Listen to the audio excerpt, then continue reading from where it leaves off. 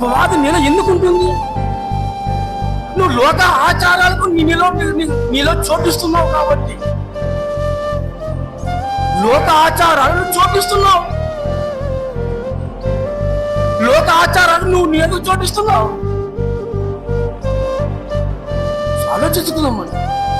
నువ్వు దేవుని నమ్ముకున్నావు, బల్లారాధన చేయి పెడుతున్నావు, బల్లారాధన నువ్వు తీసుకుంటున్నావు. మరి అయినా నువ్వు బల్లారాధన కాకుండా మరలా ఏ లోక ఆచారాలు రావాలి. ఇది కాదు కదా దైవత్వం యొక్క లక్షణము. అసలు ఆలోచించుకుందాం. ప్రబంధం దేవుని సంఘాలు చెడిపోతున్నాయి. సంఘం అంటే ఎవరు? మనుషులు చెడిపోతున్నారు. దేవుని వాక్యం బోధించబడుతుంది, ఆ వాక్య ప్రకారం బతకాలి. ఆ వాక్యం ఏమి చెప్పింది? ఆచారాలు వద్దు, భక్తి కావాలి, ముక్తి కావాలి.